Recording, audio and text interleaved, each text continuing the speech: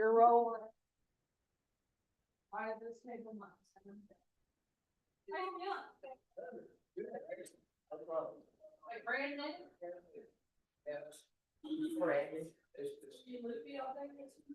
Usually, probably by now, I probably worked when I was about 10, and I was having to be really careful.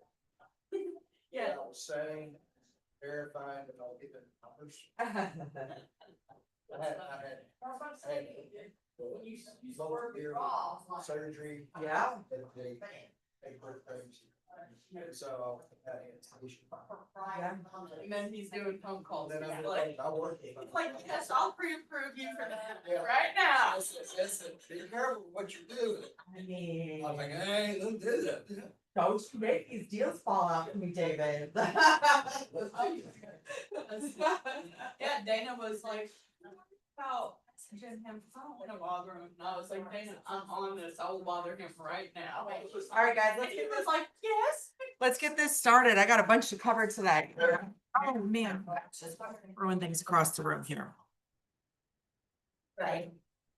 Or Oh, yeah. Good morning. I was like, please don't sit over there. Go sit like closer together. Because I end up getting whiplash like across the room. So I'm like the kid that left their homework at home today. Yeah. I didn't bring my neck binder. Oh Someone no. is bringing it to Oh me. my God, I love you so much. Here's what I'm gonna tell you, is there's always one of you. And I always print a student. Okay, I should probably do that. See, There's always one of you, and I always print a student manual for one person. Okay. These are the little tips on me. I don't need to rent an extra. Alright, you're amazing. Students. Listen, I mean, I've been waiting this long enough, and I know there's always one person that, and I can tell, because they're the one that starts looking frantic through a bag. Oh, no, I think And it's not her. then all of a sudden they get really quiet, they have a stern look on their face, and then they go, My dear Hey. husband. like, they just go, and I go, you forgot, you're behind her. So cool. Oh. All right. Well, today we're talking about negotiating offers, and I was really stoked actually to get to teach this class. When Tara was like kind of going over all the different classes that we could teach, I was like, I want to teach negotiate.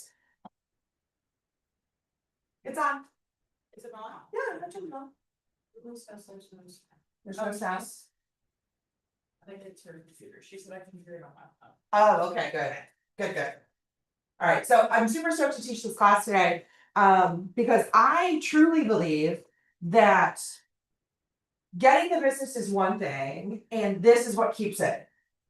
Because when your customer can see you can negotiate on their behalf, you go from being a truly transactional person to the person that saved the day. Your negotiation skills are what turn you from a real estate agent into their superhero.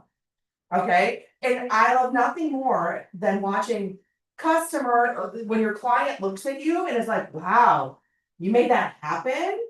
Yeah, we did. And it's not because we have some magic skills. It's not because we're, pulling things out of a hat either. There's an actual formula to the negotiations. And if we follow it, we can create win-win circumstances regardless of what's going on. Okay. So first and foremost, you guys should know who I am. Those of you who have in Zoom land, if you don't, my name is Beth. I am the business coach here. I've been in real estate for 11 years, actually this week. So look at that, this week. Oh, there you go. And you know how I remember? Because this was my last week at Disney in 2015.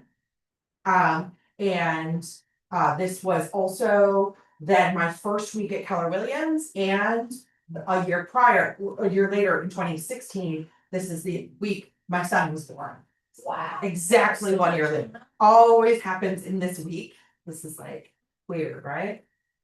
All right, so today we are gonna cover negotiations, but first and foremost, I want to talk to you guys about your daily success systems. So let's talk about what challenges you've been encountering with your daily successes. Challenges, I'm at this, yeah, and when you're doing this, then you're not doing this, yeah, and I can't do both at the same time. okay, so what I'm hearing you say is that for you, when you are working in the business, you're having a hard time working on the business. Is that fair? Yes. Okay. So what this sounds to me like is there's a systems problem here and there's a time blocking problem here. Okay. I think there's a learning curve problem too. Well, I mean, there's always learning. Yeah. And I'm so learning things. Yeah. In fact, I was talking about this yesterday with Sheridan Sims, right? That man has been in real estate for 1 billion years, right? He's so good at what he does. He's incredible. And we both admitted that we volunteer to teach Ignite because we learn it as we're doing it. Right? It's just such a good reminder. So yeah, so I think that what I'm hearing you say is there's the learning curve might be slowing you down, but truly if we can get some systems put in place for you and some of the lead generation pieces, whatever, are automated, you don't have to physically go out and do everything. Right? Yeah. And it's once again, there is the difference between making time to work on your business and working in your business, and both have to be time blocked. Right? We can't just time block lead generation, for instance, and not time block time to be cleaning up our database, because both are equally important in our business. All right, awesome. So what have been your ahas from that? From your daily success system so far? Today is Thursday and I'm 4 days behind, lot to do, the working on stuff. Okay, so today is Thursday, you are 4 days behind, and that means you have to work on on Sunday. Yes. I disagree. I don't think you have to work on Sunday. Because if you're 4 days behind, couldn't you take on 2 days worth of work today, 2 days worth of work tomorrow, and maybe even 2 days worth of work on Monday? And even really be able to take Saturday, Saturday off too? To make up stuff? I think you could. I think you could do that. And you could take that time and you can redistribute it. Okay, I don't ever want anyone to feel like they have to work 24 hours a day, 7 days a week in this business. We got into this business so we could make our own schedule and we could prioritize the right things. And if you start off early by not doing that, you're setting a bad precedent for your business. Okay, there's my soapbox on that. Sorry. All right. Let's dive in though. I have so much stuff to talk about. Okay, so today we're going to cover what negotiation is, the 3 P's of negotiation, which are prepare, present, and position, and tips for successful negotiation. So by the end of today, you should be able to explain how to negotiate offers. You should be able to use the 3 P's to approach negotiation, and you'll be able to recall and practice the key skills of negotiation. So when you guys think about negotiating deals, what concerns do you have or questions do you have about negotiation?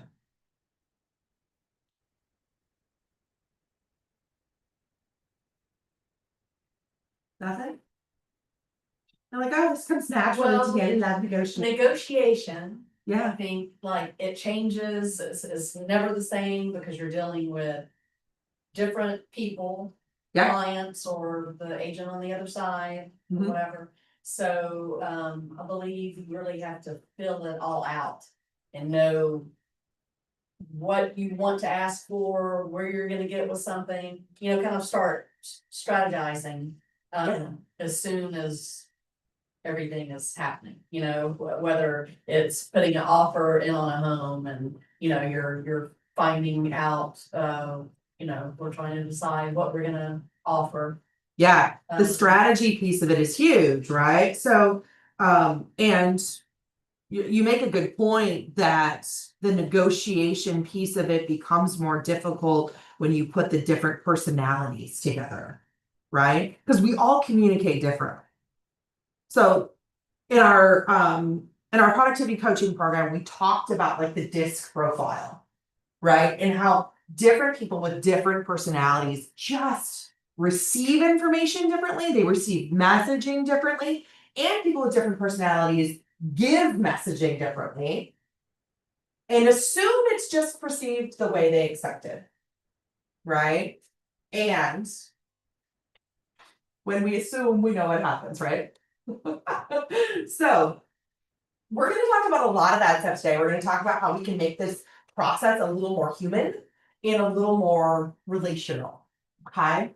So negotiation is not something to be avoided or feared. It is a part of everyday life. So if you've ever bought a car, you've probably negotiated the price of a car, right? So car purchases are typically negotiated because they're high dollar items and you intend to hold on to it for a long time. Bigger purchases are often negotiated, and yet when we hop into negotiations, sometimes we're afraid to ask the other side for what our customer wants. We're not afraid to walk into a car dealership and say to the sales agent in the car dealership, absolutely not. I'm not going to pay that. I'm going to pay this amount, and you're going to throw in floor mats and tint my windows. And we expect that to be a yes on the other side. And yet, when it comes time for us to negotiate for our customers, we're often like, I can't have that. All right. But ultimately, negotiation is a very important part of a real estate agent's job.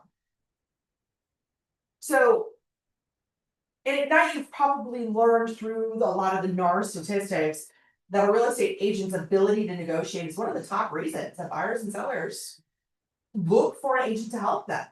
This is what they need from us. And they need for us to not be scared of it. Oops.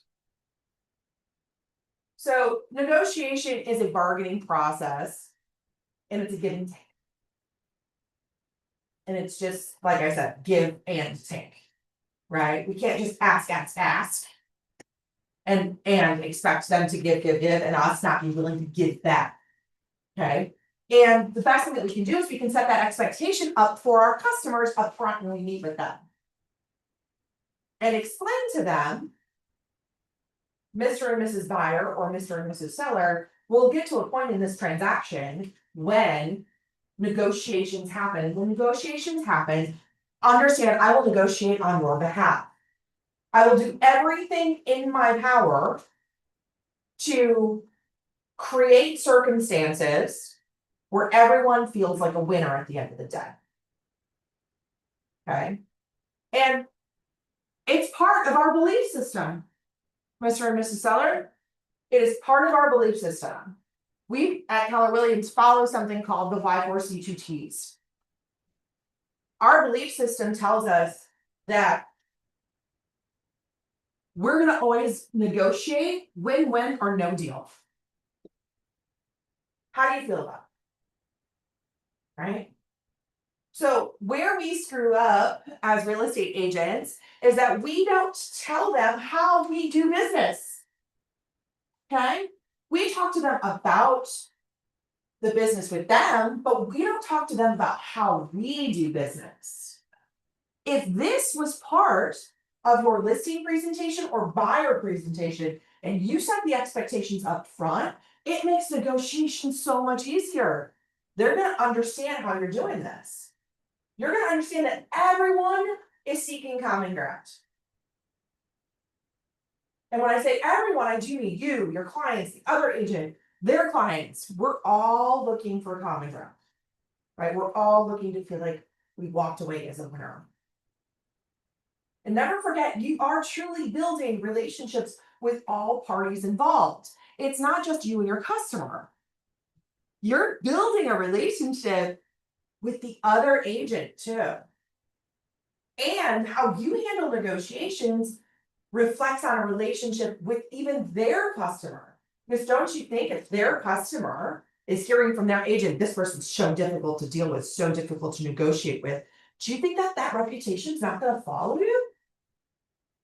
Right? So there's a few things to keep in mind. Remember the Y4C2Ts when we head into negotiations? Win-win or no deal? Integrity in all things. Okay? Communication. Seek first to understand. All right? And trust starts with honesty. Also, another thing to remember is you need to keep your emotions under control. That's hard to do. Never getting defensive.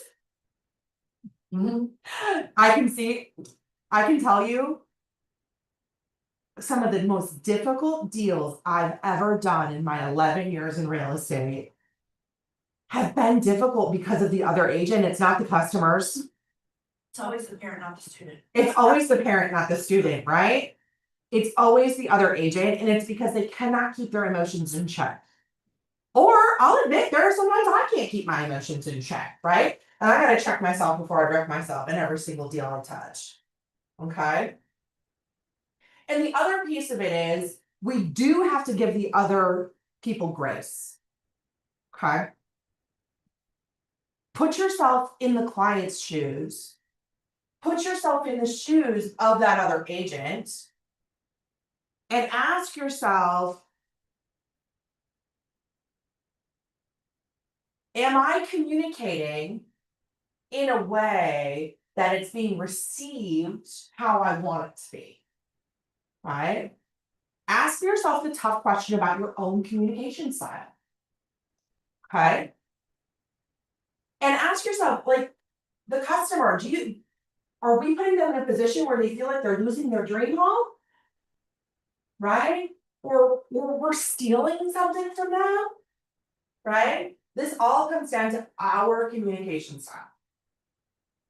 So there's a high level of accountability on us when it comes to negotiation. Okay. So in the last Ignite session, you learned about offers. So when an offer is accepted, it moves through the process toward close, right? We know that. However, it usually isn't that simple. An offer is often rejected, countered, negotiated. And every transaction is unique. Negotiation is not always only happening at this point in the transaction either. Right? Because negotiation happens several places throughout a transaction. What do you think we normally negotiate on? When do we negotiate in a transaction? We negotiate at the offer, right? We've already negotiated with typically the customer when they become a client, long before this even shows up.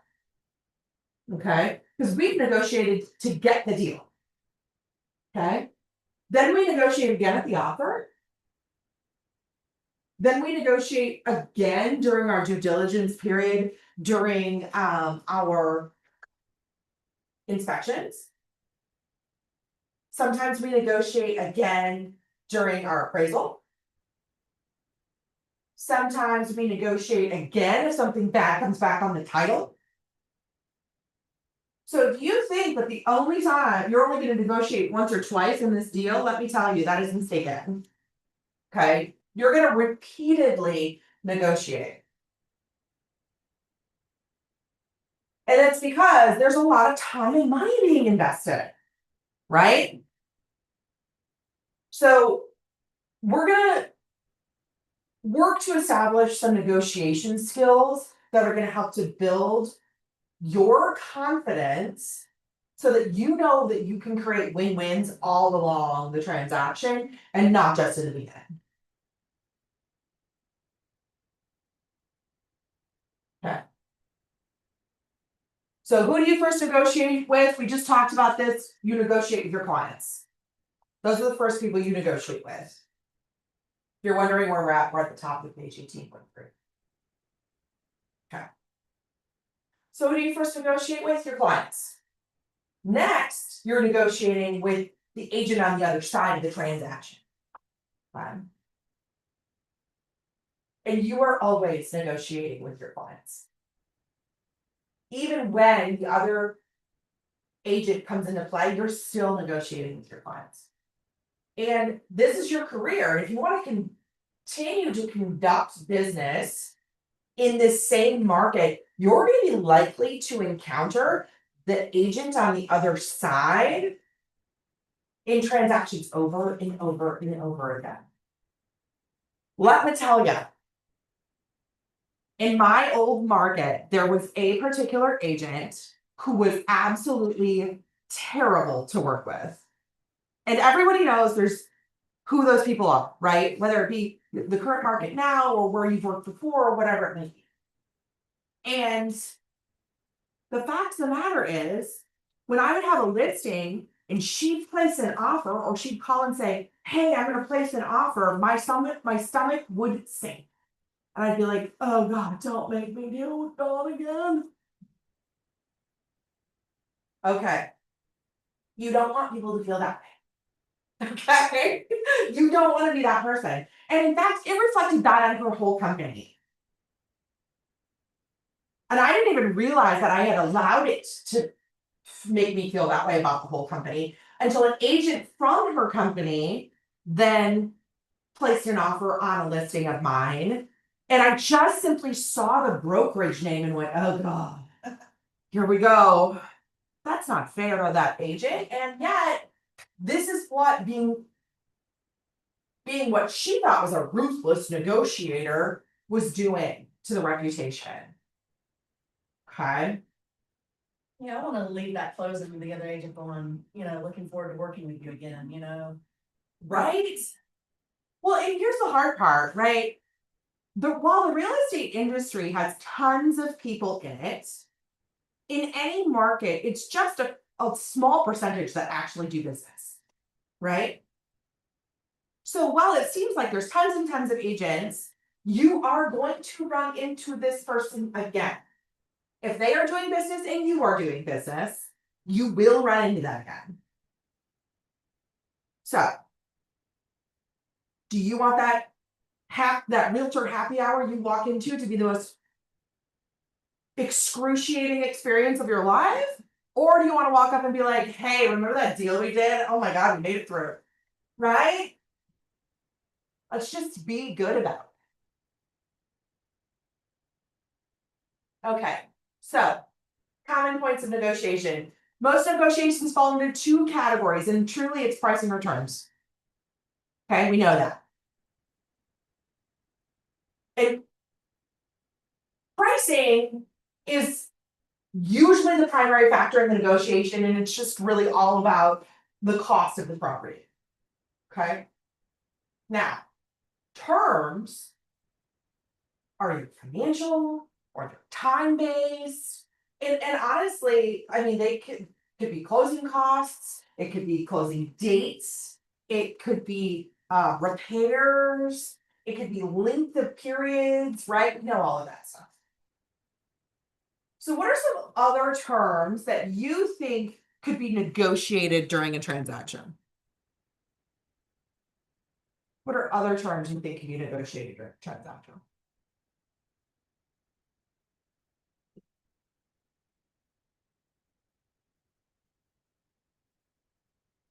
The appraisal. I actually just scheduled to have someone come into our group coaching to talk about the next one, and that is home warranties. Right, those can be negotiated. Of course, Yep. inspection time. Furniture, household items, all of this stuff can be negotiated. Okay. So it's really important when you're writing an offer as a buyer's agent, right? To call ahead to the listing agent and ask the question, what is important to the seller besides the price? That can set your deal apart. What is important to the seller besides the price? Because the price is only one factor.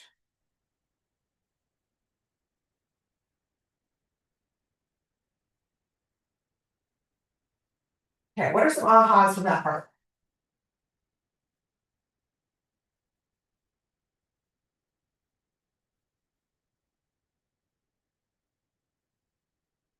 Ahas? Anyone? Nothing? We learned nothing. Great. I love my About, family. until you said it, like there's 3,000 agents, but how many of those are actually selling houses? So it is a small, Oh, yeah, it's a very small community. and it, Don't go burning bridges. yeah, And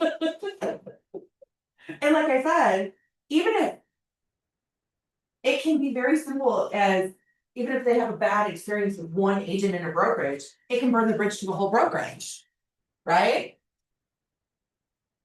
So this is why it's important that we hold each other accountable into a higher standard of business, right? So if I'm doing deals and you're doing deals, but you know I'm out there acting a fool, I would expect you to say something to me about that. Right? Because it can affect all of our business when we let that happen. Okay. So first we talked about what is negotiation. You learned about negotiating price and terms, and now we're going to talk about the 3 P's of negotiation. Okay. Negotiation is a skill that can be perfected. Okay. And that's comes down to understanding the best practice of prepare, present, and position. When we say prepare, that's about building confidence. Okay. We have to know what to say and what we want to negotiate on. And we have to begin with the end in mind. So we can't walk into a negotiation without understanding what our goal is to get out of what we're talking about. So for instance, if my goal is for my customers to be able to close on March 17th, I'm gonna probably even write that down so I can keep looking at it while I'm talking to the other side negotiating that. Because that's my sticking point, and if I lose track of that, I've let down another party, right? I've let down my customer. So present is really about just moving the negotiation process by presenting your offer. There is an art to presenting offers, okay? The art that is involved in that is about making it clear, concise, easy to read.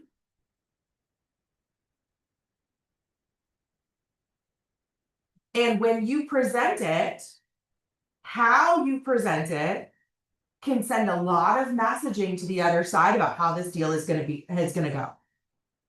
Okay. So when you present an offer, if there are mistakes in the offer, if you send it in an email and then you didn't maybe communicate with the other side that you've sent it, you're sending a message up front that you're going to be tough to deal with. Okay. When you present an offer, we're teaching them how to treat us when you present the offer. Okay. Position. This is about moving both parties closer until you have a full agreement. Okay.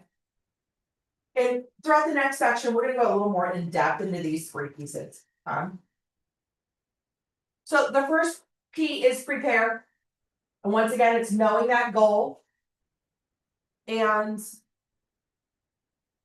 when we first meet with our customers, we often talk with them about their goals and their motivations. However, throughout the process, it's really easy for them to lose track of what their goal is and what their motivation is. They forget.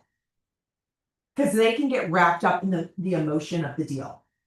So this is our job is to remind them of their goal throughout this process. We have to keep reminding them of their motivation. keep reminding them. Like, I want to be in Florida in 3 months to you, right? Or what, Yeah. it's like that goal or? Yeah. Financial or what? No, that goal. I wanna move to Florida and be with my kids in 3 months. So if we're in a deal where they're like, well, I'll only move up the close date to where you want it to be if you pay $5,000 in my closing costs. I'm gonna remind my customer that their timeline, that was their goal. Being where they wanna be, that was the goal. Does the $5,000 hurt in the pocket? It might, and let's not lose sight of what the goal was. Right? Number 2, our job is to know our client. And what I mean by that is you need to know where they're willing to negotiate. Because there are going to be some things that are non-negotiables to them. Okay.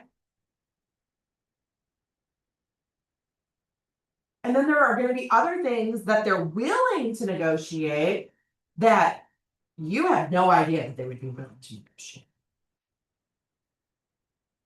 So I actually sold a townhouse once in this like little community outside of Orlando called Groveland. It was this cute little townhouse, single story, end unit. And I knew it was going to sell quickly, right? We had a lot of showings for it. The best price offer that we got asked for a picture that was inside the kitchen as well.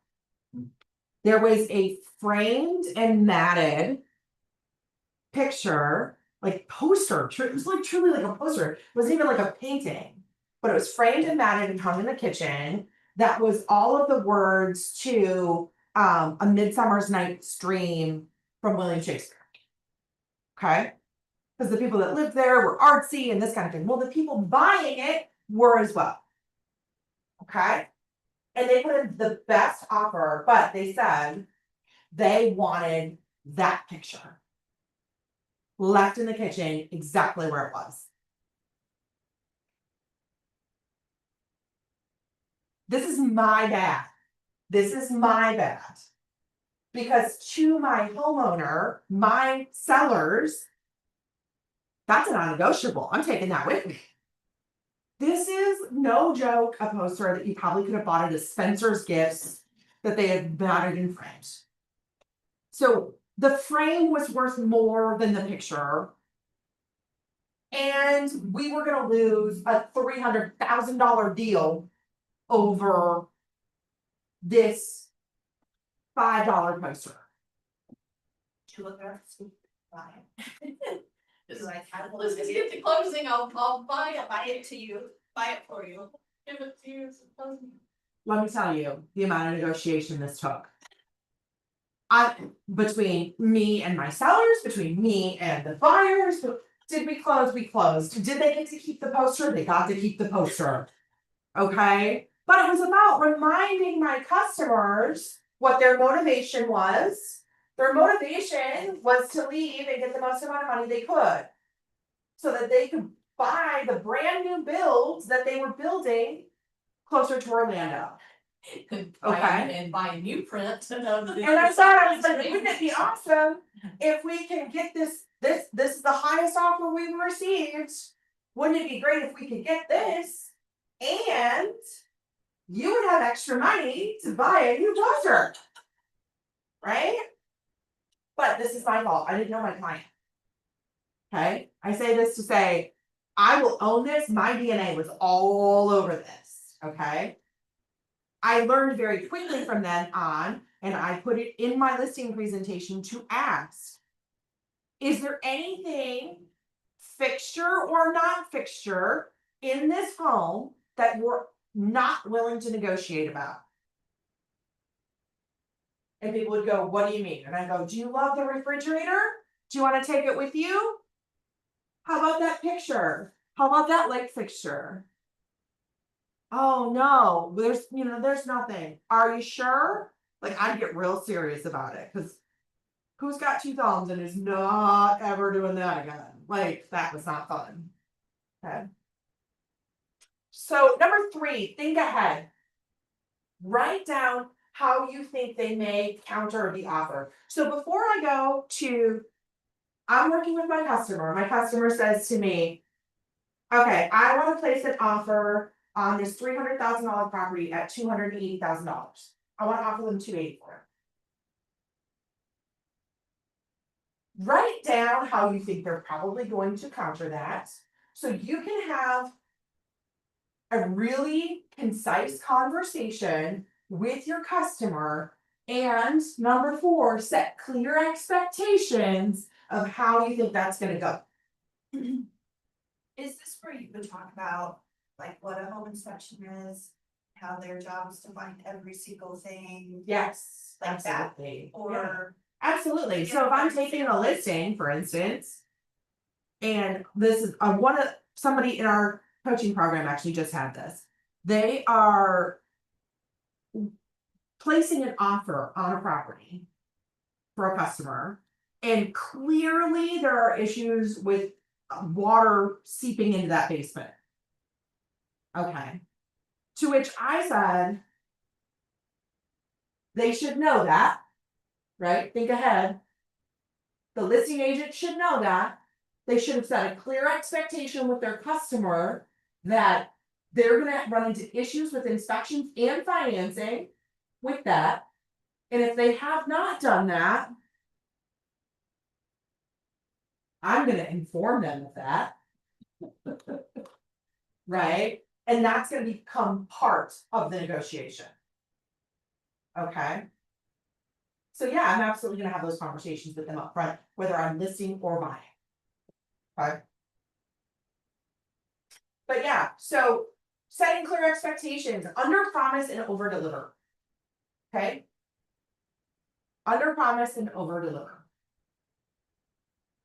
Don't tell them, well, I'm gonna go call them and I'm gonna tell them that this is how this is gonna go. Do you know how many times I've heard agents say that? Please don't promise how this is gonna come out. Okay? Under promise and say, listen, I'm gonna give them a call. I'm gonna present this. And here's what could happen. All right. Best case scenario, this is what'll happen. But here's what could happen. Okay. And I want you to wrap your head around that and assume that that is what is going to happen. Okay. So you do want to create a sense of urgency when you deliver this. So stress the importance of moving quickly. Right. And that's setting clear expectations as well. When you set that importance and you create the sense of urgency. Also, keep in mind that win-lose agreements are going to be rejected. Okay? So when you're working with the difficult seller, and you will, we've all worked with a very difficult seller. And that seller says, well, I'm not going to do a single thing on these repairs, and I'm not going to give them any money for it, and they're either going to take it or they're going to leave it. That is a win-lose agreement, and it will get rejected every time. Okay? So we need to have really honest conversation around that. Okay. Be informed. So oftentimes when we're negotiating, we feel like we are on an island and we are the only ones in this and we're the only ones that can hold this deal together. You're not. Listen, go ask other agents how they would handle this. Okay? Do not feel like you have to figure this out on your own. Pick up the phone, call another agent and say, hey, listen, this deal I'm working on is a mess. Here's where I'm at. What do you think I should do? Okay. And I would say ask 2 other agents how they would handle it. Right? Ask open-ended questions. Use active listening to find out as much as you can about the other party, their agent. It doesn't hurt to reach out to a more experienced agent and say, hey, have you ever done a deal with this person? How did they negotiate things in your deal? What was that experience like for you? There's nothing wrong with having that conversation. Now, I will say, obey laws, right? Don't divulge things that are private about your deal, anything like that. And stay within your current local regulations and all of those things, right? But it's okay to ask for help, guys. Now, another way to keep yourself out of court, I'm sure our resident broker loves that I'm having this conversation, is to know the documents inside and out. Okay? So, a lot of times what people do is they waste a whole bunch of time negotiating terms that are already spelled out in the contract. Right? I actually just had this conversation the other day. An agent called me and said, hey, how do I put in the contract that if their financing doesn't go through, that they get out of the deal? My guy, that is in the contract. Have you read it? Do you know what it says? You don't need to read. You don't know more than the lawyers. You just simply don't. And when you write something on a contract, it can negate what else is in the contract. So please don't attempt to be a lawyer. All right? Know your contracts, know how it can help you, and don't negotiate things that are already spelled out in the contract. Do you have anything you'd like me to add with that? Have I made that clear? Yeah. Have I made that clear enough? Okay. Have I made that clear enough? Don't negate things already in your contracts. Okay. So you heard me kind of gloss over it earlier, but ask purposeful questions. All right. Understanding the right questions to ask is important. And asking questions allows you to establish and uncover objectives and goals that you may not have realized are there. A lot of times when we're negotiating with a customer and we are butting heads or we feel like we're not getting anywhere in that negotiation, it's because we don't understand what some underlying objectives and goals are. They might have told us their goal is to get to Florida by April, but we may not understand that the underlying goal was for them to make as much money as possible on the deal so they can buy that house in Florida. Okay? So we have to ask really great questions so we can get to the true motivations.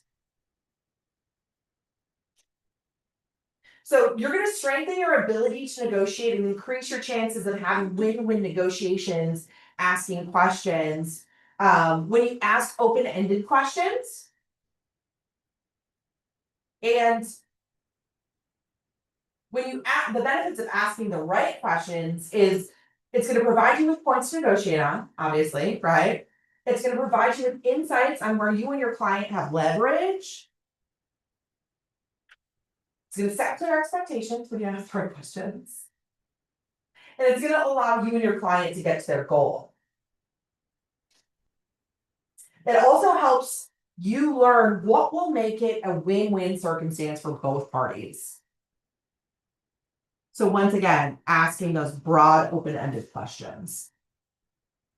So what are open-ended questions? Open-ended questions are questions that have unlimited responses. So things like, what additional information should I know? I like the one, tell me more about that. So when I ask a question like, what do you want to do? I want to be in Florida by April. Tell me more about that. What's important to you about being in Florida by April? What's in Florida? Right? I'm digging deeper and asking those broader questions. Or how do you feel about that? Mr. and Mrs. Seller, I know you listed your home at $300,000. The highest offer we have received, the only offer that we have received is for $280,000. How do you feel about that? We don't ever ask that question, guys. Or if we do, we're really bad at listening to the answer because they'll tell us. Right? Now, close-ended questions, those have specific responses, and there is a place for that in negotiation as well. So those are things like, do you have to sell your home by a specific date? Right? Do you have any other offers on this home? I can tell you, during the real estate frenzy of COVID in Florida was a very interesting place to be doing business. Okay. I had one customer, brilliant young man, and I say young, he was in his 20s, ready to buy his first house. Brilliant artist, loved working with him, loved spending time with him. And I had to, considering I wrote 30 offers for him on houses. 30. We would go, we would view a house, he would love it. I would call and I'd say, do you have any other offers on this home? And they would say, yes, 22. It's been on the market for less than 12 hours. That's just what it was like, right? But when I knew they had a lot of other offers on the home, I knew how I could position our offer to make it the most desirable and how I could position our offer to make it in the best interest of my buyer. Right? So what is the bottom line that you'll consider?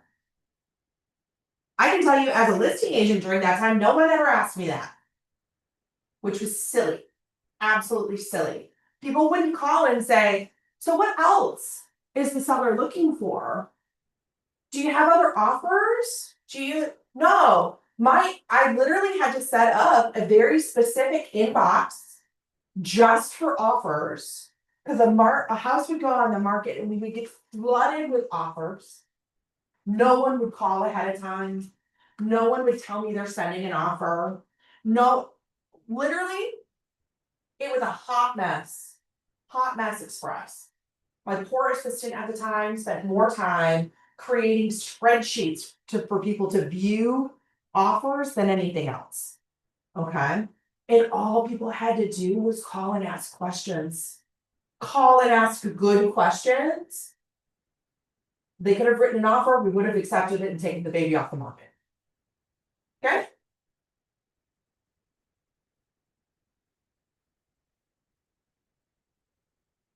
So let's dig into some specific questions that can help you learn about your clients. What would happen if?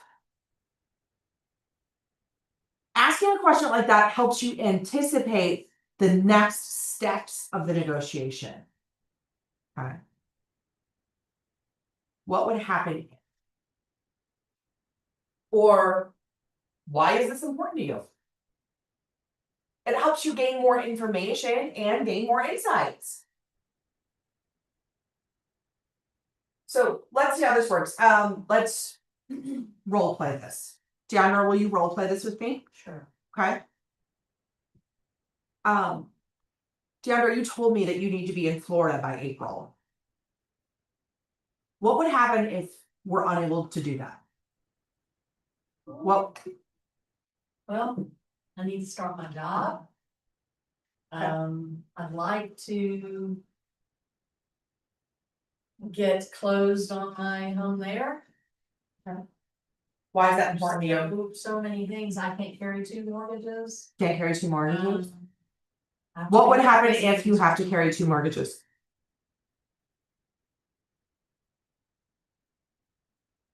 This would be possible. Wouldn't be possible. Okay. Now, you said that you're starting a new job there. What's important about that new job to you? I want to show up physically on time. Yeah. Start it. You want to feel settled, Yeah. right? Okay. And How do you think that that would set you up if you didn't feel settled? Hmm. Yeah, Bad first that would impression? be in a good frame of mind, yeah. Yeah. So what I'm hearing you say is that while other parts of this are important, the most important piece is your timeline. Is that a fair statement? Okay. See how I can drive that conversation to get her to agree with me on the one point that we're gonna keep driving home later. Right? So yeah, money is important for her. And if she's not in April, it doesn't matter how much money. She's not in Florida by April, it doesn't matter how much money she has. Urgency. Yeah. Right? Okay. So turn to the scenario page in your participant guide, it's on 18.6. And you're gonna see that there is a scenario there. And take a minute, read through it, and list some clarifying questions.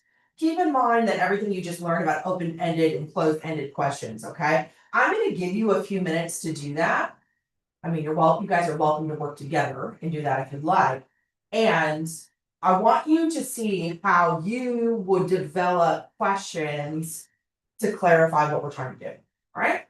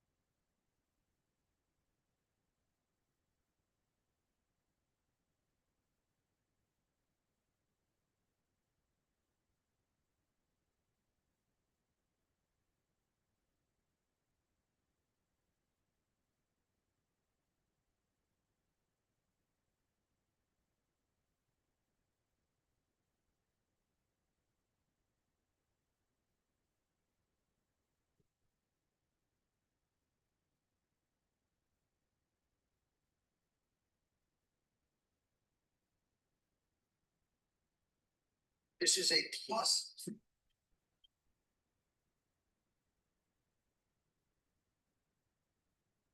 Okay, so we've written some questions down. Some clarifying questions. What are some of the questions you listed? I'd like to know how much you pay for rent per month, Okay, and then do you know what your payment would be if you bought the house for $155? okay, What if you get the house for $155? What if you put it off for $155? How would you feel if accepted. How would you feel if they didn't accept it? That's a great one. What would happen if they did accept it and the roof needs to be repaired? Mhm. What would you do? How about what's important to you about the number 155? How did you come up with that number? Um, Yeah. That's a question I often ask sellers when I go and meet with them. Before I ever show them a price range that I think the home is valued at, I'll say, if you had to price your home today, what would you price it at? And then always give me a number. I'd be like, how did you come up with that number? Half the time it's, I went to Zillow, and Zillow told me. The other half of the time it is, well, other homes in the neighborhood sold for about that, and my house is obviously better. So that's how I chose this magic number. Okay. So I would say then, sounds like you're kind of attached to that number. How would you feel if your home didn't sell for that price? Because I want to know how they're going to handle that, right? And sometimes they go, well, I wouldn't accept it. It's going to have to. And now I know who I'm dealing with, right? But it's good to know up front who you're talking to. The other half of the time they'd go, well, I mean, I'd probably consider, making some changes, or I would, maybe lower the price, but the lowest I'll go is, and they'll tell you all those things. We don't have to guess it. We don't feel like we have to convince them that stuff, right? They'll tell you all of that. Okay, that's good.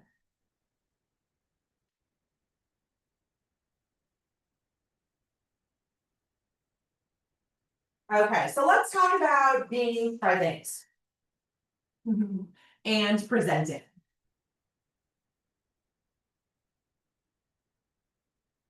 Some best practices.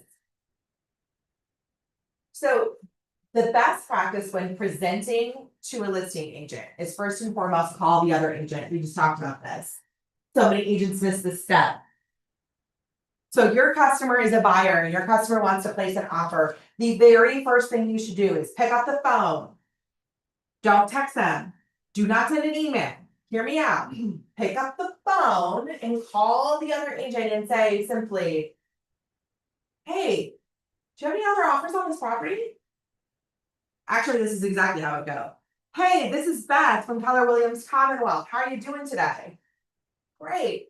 I actually showed the home that you listed at 123 Main Street at 3:00 today. Thank you so much for allowing us to view that property. You're welcome. My customers love the house and are interested in placing an offer. Do you have any other offers on that property? No other offers. By the way, sometimes they'll go, I can't tell you that, because technically they're not supposed to, but if you don't ask, you don't know, right? So, no, we don't have any other offers on that property. Okay, great. So I'm preparing the offer now. Besides price, what else is important to your sellers? I want to make sure I can create a win-win situation for us. Oh, thank you so much for doing that. Yeah, they really need to be in Florida by April. Okay, great. So if I can make sure that we close no later than the last week in March, does that work for you? Yeah, that would work great for them. Okay. Is there anything in the home that we just looked at that they're taking with them that maybe we consider as a fixture to the property? For instance, are they planning to take the refrigerator with them, or are they planning to take those shelves that are screwed into the wall? Oh yeah, they're gonna take the shelves in the den. Okay, great. I'll exclude that from the offer then. That way they know that they can take that. Right? You can expect the offer in your inbox no later than end of business today. And if you've got any questions once I've sent the offer, please don't hesitate to reach out. I'm happy to answer any questions you have. Now, the next thing I'm going to do is I'm gonna be paying attention to their nonverbal cues, like pauses and voice quality. Okay? When they go, no, we don't have any offers. Are they lying to me? I'm gonna clock that. I'm gonna clock that real quick. Okay, because mama was born in the day and it wasn't yesterday. All right. So, do we have an ethical responsibility to be honest? Yes, we do. And is every agent going to adhere to that? No. Unfortunately, I wish we all did. Right. But trust begins with honesty. So, if I'm clocking that I don't think that they're being honest with me, I'm going to call them on it real fast and say, your voice went up there at the end. Well, we've got somebody else who's writing another offer right now, but I don't have it in my hand yet. Cool. That's what I wanted to know. That's the piece. Did that other agent tell you that's writing that offer, tell you when they're gonna deliver their offer to you? They said they'd have it to me by the end of business day. Okay, so let's call that 5 o'clock. I'm gonna get mine to you by 3. Okay. Once you present the offer, keep quiet. And what we mean by that is, so now I'm going to present the offer in that I will prepare the offer. I'm going to present it attached to an email that typically states, hi, Mr. Listing Agent. Thanks so much for talking to me earlier today. My customers love the property at 123 Main Street. And below is an outline of what you will find in the attached offer. And I create a bullet point of 5 bullet points on that email. Offer price, inspection period length,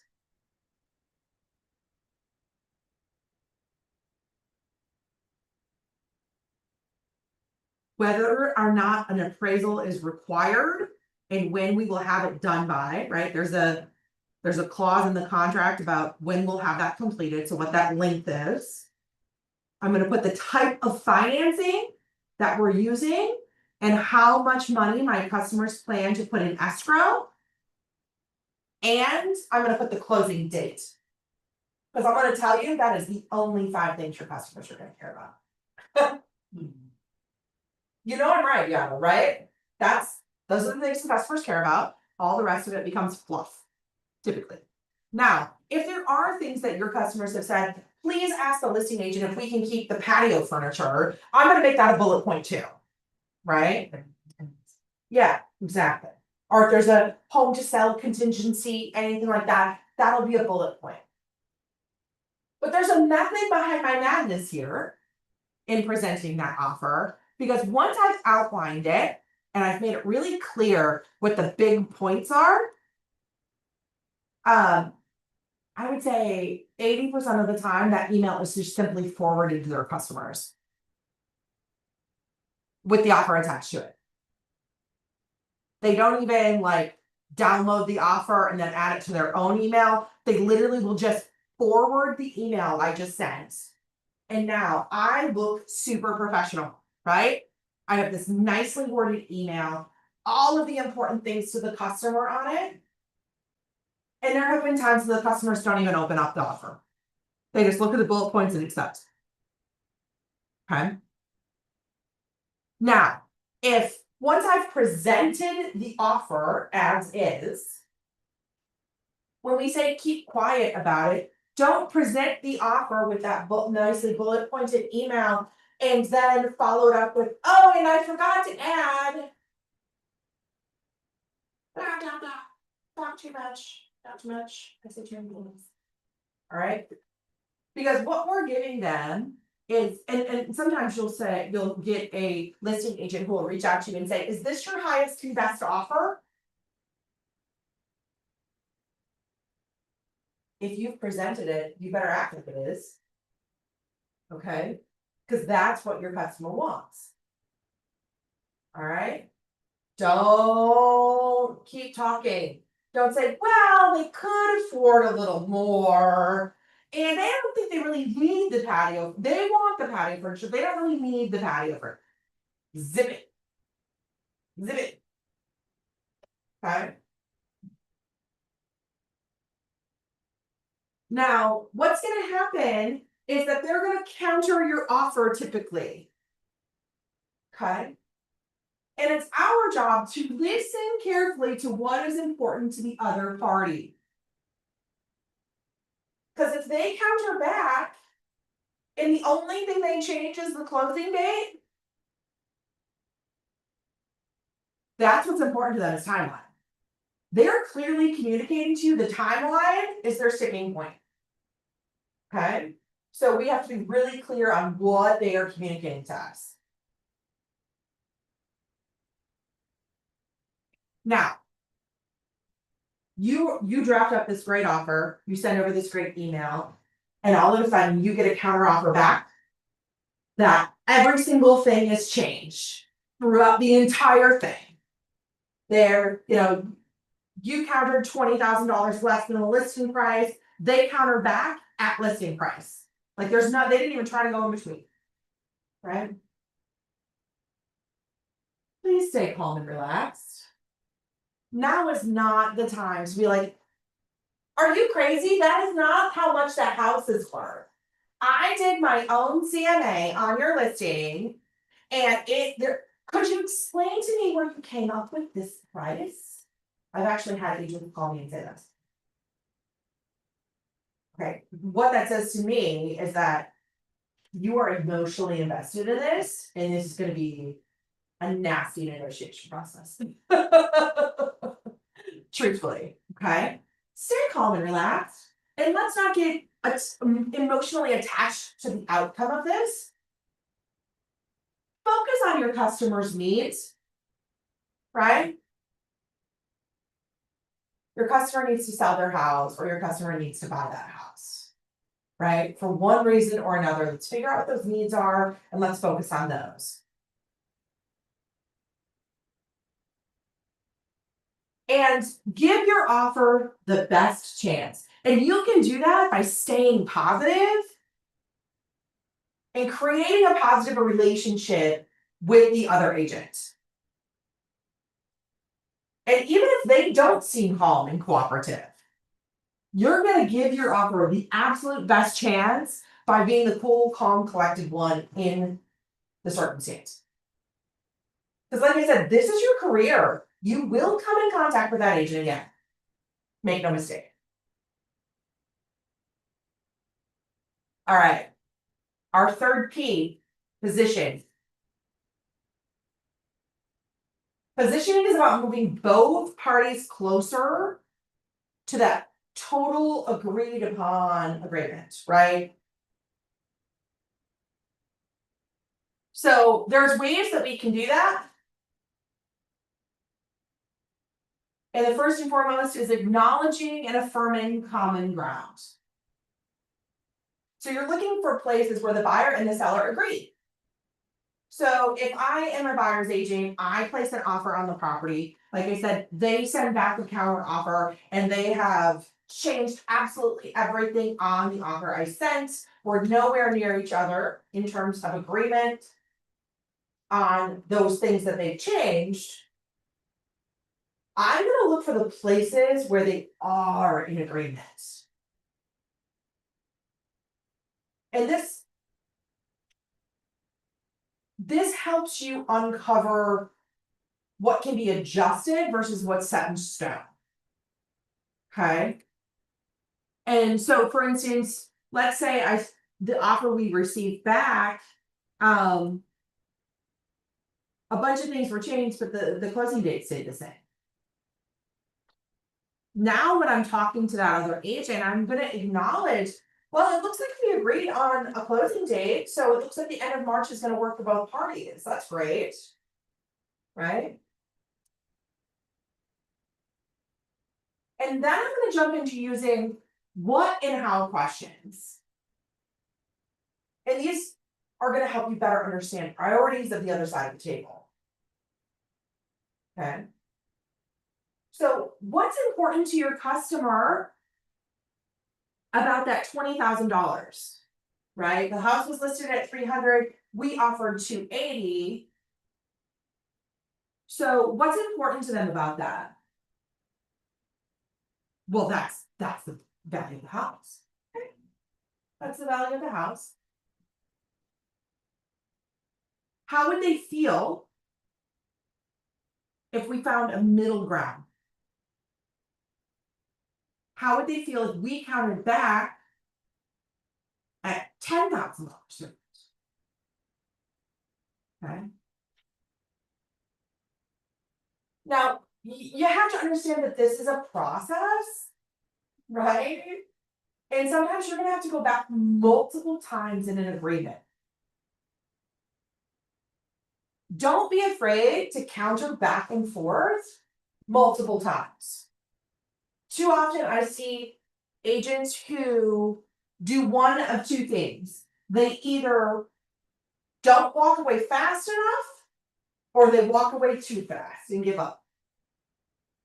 And what I mean by that is I've seen people who will go on for months negotiating back and forth on a deal, and then others who notoriously will place an offer, and if it's countered, they're immediately offended and they walk away and they go to look for the next thing. Okay. So know when to walk away, right? Know when we're not going to find an agreement, and yet don't give up too early, right? It's understandable that we're going to have to go back and forth a few times. And remember your Y4C2Ts, right?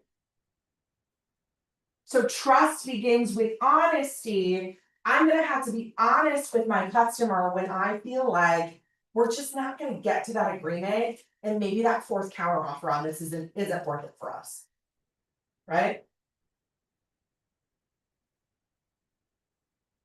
Okay, so if you look at 18.8, there's another scenario there. And I want you to take some of what you just learned and read through it. And what we're going to do is we're going to look for where there are win-wins. Okay, read through it and learn, and let's talk about in a minute where we can find some win-wins there.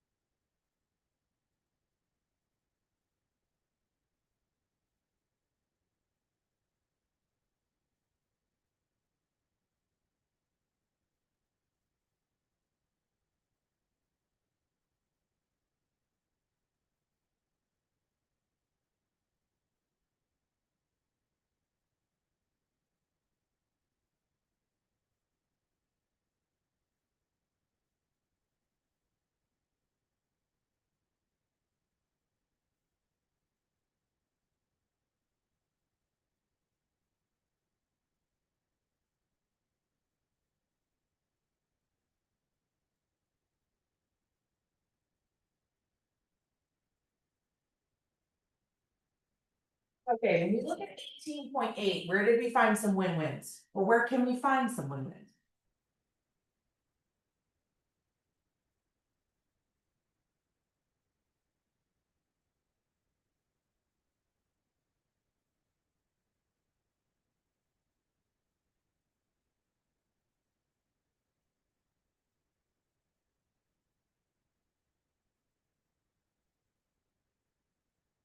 Where did we find win-wins? Nobody wants to talk to me. This is gonna get weird really quick if I just stand here and keep asking the question. The scenario of Yeah. 4 bedroom, 3.5 bath home. Well, both the buyer wants to be in the home as soon as possible. The Okay, sellers want to sell as soon Yeah. as possible. Yeah. There are, even though the sellers want to stick to their numbers, their list price. You do have some room to try and negotiate with them because of needing new carpet on the first floor. I don't know if the new garage door opener, is it that, or you mean a new garage door? But that's a opener good, doesn't matter. but that's a good open-ended question to ask, right? Yeah. Could you clarify when you say opener, what you mean by that? You just, yeah. Yeah. But the carpeting is Money, money. yeah, sure. Them taking the appliances that a lot of people when buying a home. You Have know, an expectation of having, yeah. of having. So another question to the listing agent would be, did you price the home knowing this? You know, like that whoever moves in will have to buy all new appliances, carpet. Yeah, I think the way that can be asked is, in order to create a win-win in this circumstance, my customers need appliances. So, would your customers be willing to contribute towards closing costs and prepaids, which could leave some money in the pocket of my customers to purchase their next door? Carpet, allowance, appliance. Right? But this is how we can find a win-win, right? Take the stuff with you, but leave us behind 10 grand to buy new appliances and some new carpet, right? And if you cover the closing costs, that's gonna leave that money, all of that closing cost money back in the pockets of my customers. And it doesn't affect the overall value of the home, which is the important piece, right? A lot of times people will negotiate the price of the house. Be like, well, I think you should knock the price of the house down by $10,000. That actually doesn't help your customer. And a lot of times, In the long whoever is selling, they're kind of insulted by that, 'cause it's Right. like, no, our house is worth it, okay. Yeah. Well, then I'll give you list price, or I'll offer you 10K under list price, but these things are gonna have to happen, you know? Yeah, and ultimately, it doesn't put more money back in the pocket of the buyer right away. Right? They're gonna save money over time in that monthly payment. They're gonna save money over time with a lower overall price, in taxes and a lot of other things, and yet it doesn't put the money in their pocket right now for the immediate purchase they need to pay. Right? So we're actually better off leaving the value of the home where it was and asking for whether it be a concession to be paid out or closing costs to be covered or something that's immediate money for them to move the needle, right? That's important stuff. All right, so what ahas do we have about this? About what we just talked about?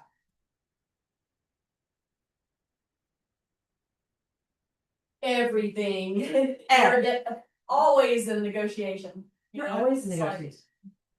Yeah. Yeah, I remember one time I was teaching a class of new agents, and they were all literally within like weeks of having gotten their license. They were brand new. And I was like, what do you love about real estate, and what have you discovered in the first couple of weeks here that you've decided that you don't like about real estate? One of the girls said, I don't like to argue. So I don't like to negotiate. And I said, if an argument devolves to, if a negotiation devolves to an argument, you shouldn't be in real estate anyway. Okay? Negotiations should never be an argument. That's not what we're doing. We're not arguing over anything. And if it becomes an argument, we've done this wrong. Okay? So I told her, if you don't like to argue, you're fine. In fact, You're probably better off if you don't like to argue to be in real estate. There are too many people who like to argue who are in real estate, okay? So that is something to keep in mind. Any other ahas? No. Nothing, you've learned nothing. I love that. I love spending my time doing this. It's great. All right, let's talk about some negotiation tips. Be professional. Keep the goal in mind. Remember that your goal is a signed contract. Right? So it's what you're driving towards. Are signed, agreed upon contracts. Okay. And truthfully, it is what the other agent wants too. Keep that in mind. Okay. Keep in mind that this is their goal too. Because sometimes it feels like one side versus the other. You all have the same goal, guys. You all want this thing to get to a closing table. Okay. So above all else, be a professional in that process. Control what you say. Don't create anxiety in your client by overpromising and underdelivering, right? And continually refer back to your client's motivation when you're speaking with them. Remind your client why you're doing this.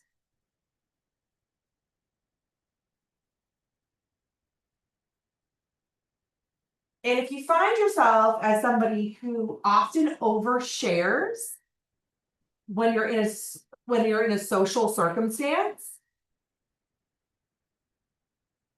make bullet points of what you can and will share or reveal to the other side before you pick up the phone and make that call.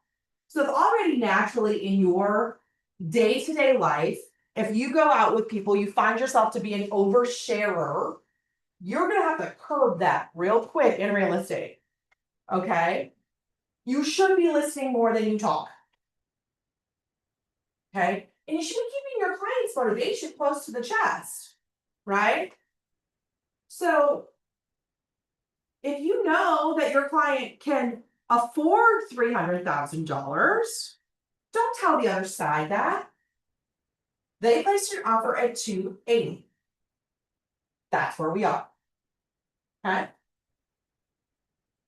And like I've said before, please don't become attached to the outcome. Don't let it affect your mindset. And why we get attached a lot of times to the outcome is because we're putting dollar signs on the outcome. We look at the outcome and go, well, I'm going to get paid X amount of dollars, so this has to close. This has to, whatever. That is coming from a mindset of scarcity. There is plenty of business out there. And if we are so attached to the outcome for those dollars, I am going to venture to say, you don't have enough business in your pipeline. Because when you have enough business in your pipeline, it's easy to walk away. Right?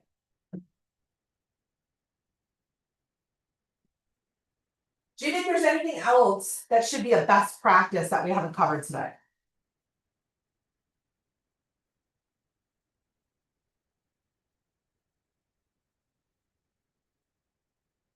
I mean, Deandra, you've been doing this long enough. I was about to say, I don't think anything has been left out, but just stressing communication. Especially with that other agent, like when I do my contracts class, so that's. That's Main what thing, stands out in my head that you taught in class, communicate with the other agent. is just. And when you do a verbal communication, follow it up with a written one, reaffirming what that conversation was. How I typically do that is I let the agent know, hey, I'm going to send you an email and just recap what we talked about today. Can you just reply to it that you've received it? Yep, sure. So then I go to my computer and I simply say, Mr. Listing Agent, thanks so much for taking my call today. as discussed, we're gonna move forward by doing X, Y, and Z, or we talked about blah, blah, blah. Cause I have, I mean, memories. I can think of, pretty much every closing can come to me, Yeah.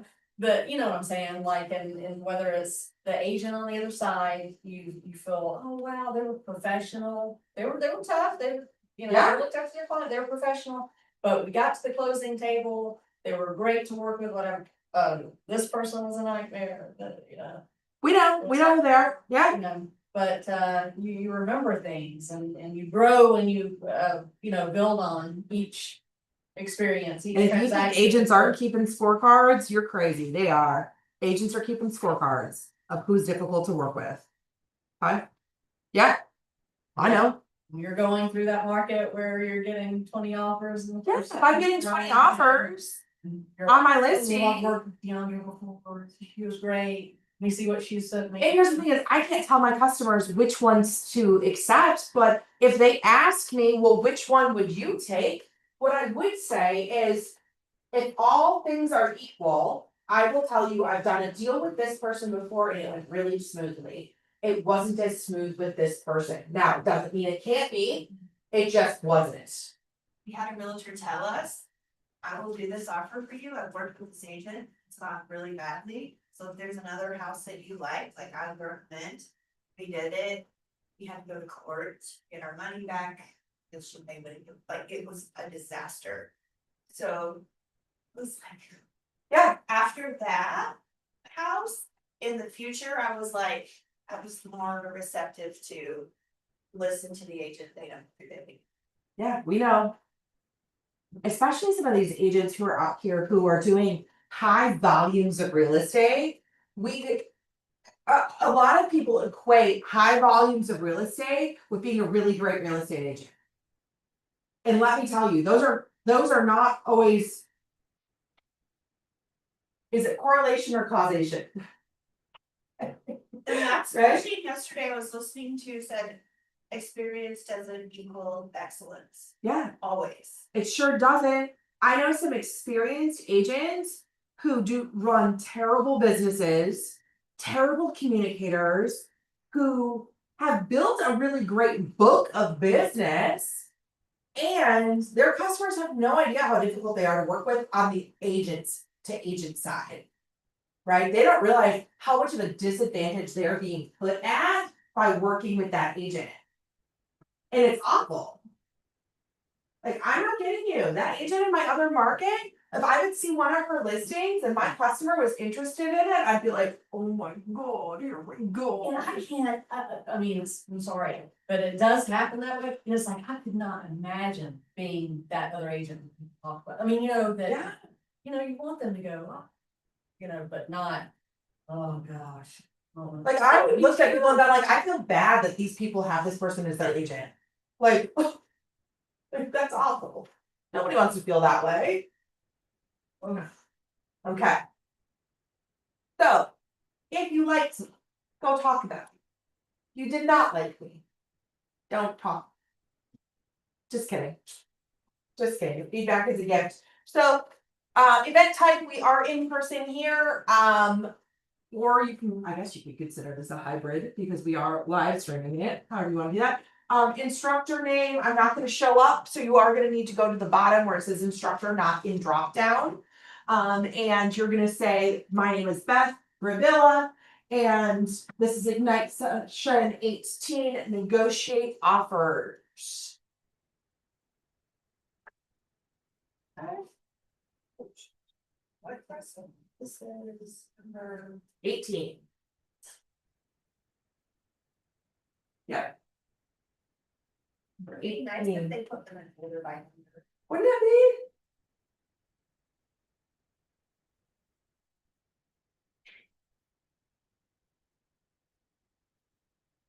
Okay.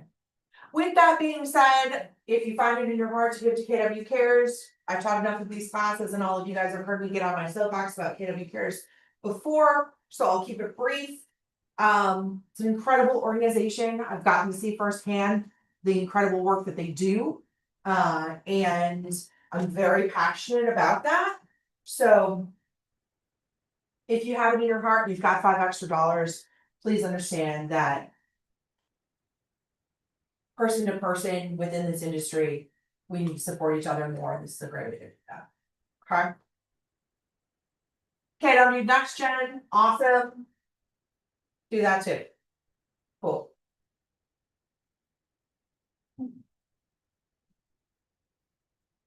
Alright, so what have your ahas been today about negotiating? I know this isn't specific to negotiating, but I over and over.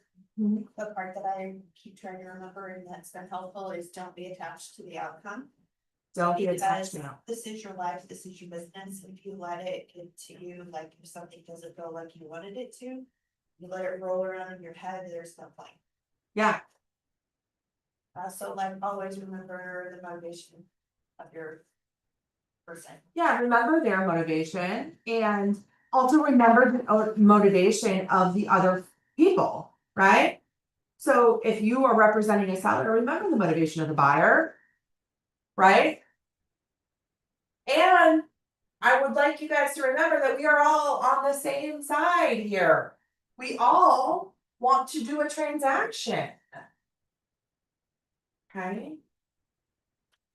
So when you walk away from here today, if I can give you any advice, it's going to be clear and concise in your communication with with all of the other parties. And anytime you have a verbal conversation, follow it up with written communication. Okay? And make sure you write that written communication in such a manner that if it were to be blown up and put on a TV screen in a courtroom, and if it's going to be blown up and put on a TV screen in a courtroom, you're not embarrassed by it. Okay? And what I mean by that is don't send them an email that says, I'm following up with our communication, even though you were not professional and you suck at your job and whatever. Please now. Okay? And make sure that you are keeping tabs of all of those emails that are coming in about those communications, and you are saving those emails about those communications. Okay? Don't let it come in and then just delete it. Save it, because once again, if there are issues with this transaction down the road, you want proof of the communication that happened, written or not. Right? Okay. So take some time to reflect on what you have learned. All right. So how has your thinking changed? How has your thinking changed?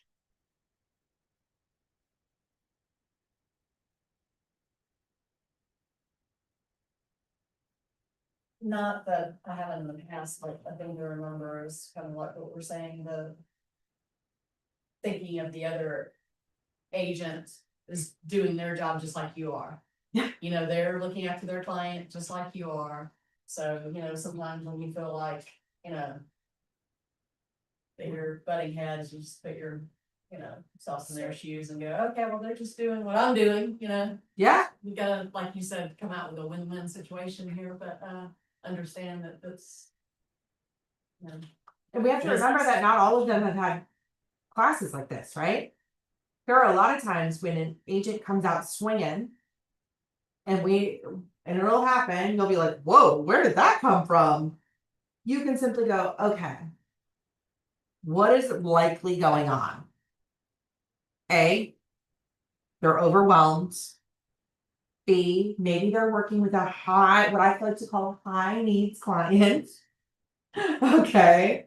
Or whatever that might be, we're going to cut them some grace.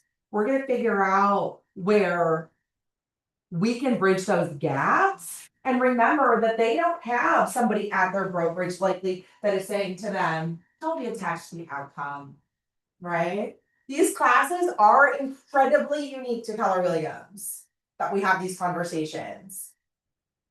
And it's interesting to me when I get out into the marketplace, and I am, in a deal with someone. If I would say 80+% of the time, when I sit down to deal with them, if they are following a lot of this stuff and we start chatting, they're like, oh yeah, I've worked at Keller Williams before, or whatever that may be. Now, when you can create great rapport like that, this is also an excellent opportunity for you to say to them, you clearly fit with our KW culture. This is something we're trained on and we take really seriously.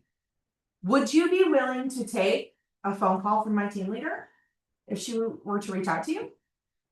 She can just talk to you about business building, whatever that might be. Okay. This is an awesome opportunity for us to re-recruit agents that were in KW to build our own downlines, right? Bring them back to the company. If they're within culture, we want them here, right? And if they're not within culture, they're super overwhelmed, they don't have any systems, and this is why they're cranky. Let's have a conversation with them of, it doesn't have to be this way. This is how I can stay cool, calm, and collected, is because I have support. And because I have this support, this is why this negotiation went easy. Would you like support? They could be dying for support. And I have found that in our marketplace time and time again. We simply don't have what we need to be successful. We have it. We have it. We owe it to them to say, hey, come over here. Our team leader will talk to you about what your opportunities are. Right? And a lot of people go, Beth, I don't want to recruit. That's not why I got into real estate. Listen, this is not recruiting. This is literally saving drowning people.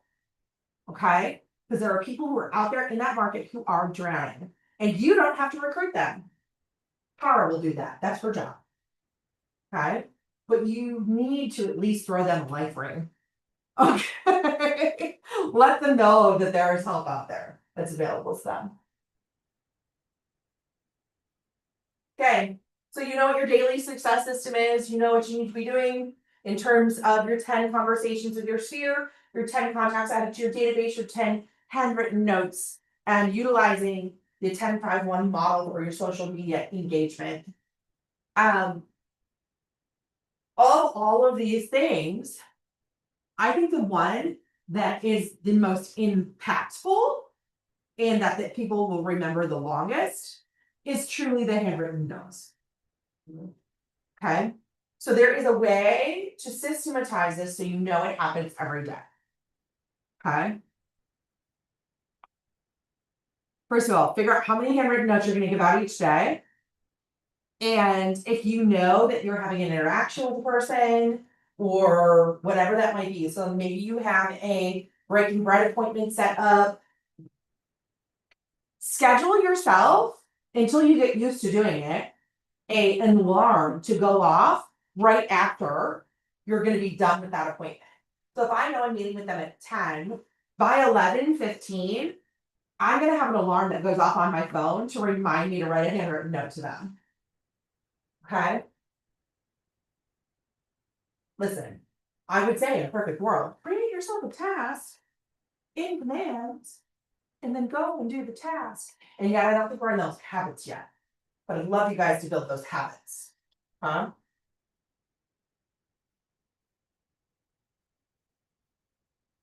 The do not call list, don't be dumb.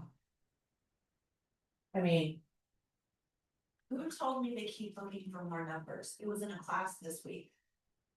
Cause their primary number will be on Forewarn or on this, but if you use Forewarn, their backup numbers. could be elsewhere. I don't remember who said it this week. I don't think it was probably me, it was probably Jesse Kerr. It sounds like a Jesse Kerr conversation. I don't remember, but I was like, okay, well, that's good to know. But yeah, it truly is about the number, right? So a primary example of that is when I first met my husband, he had like 4 phone numbers. And he couldn't figure out for the life of him why one of them was getting all these spam calls. And I told him it was because his other numbers he had placed on the do not call list, but this one he had forgotten. Right? So just make sure that, yeah, you do absolutely check before you call, you know, you make sure that your own personal lists are updated regularly. So for instance, if you have someone in your database who's on the do not call list, make sure that you've tagged them as such, right? So you're not accidentally calling, whatever that is. But once they've given you the information, so if I capture their information from a QR code, do I have permission to call them? Yes, because they have reached out to you for business. Okay.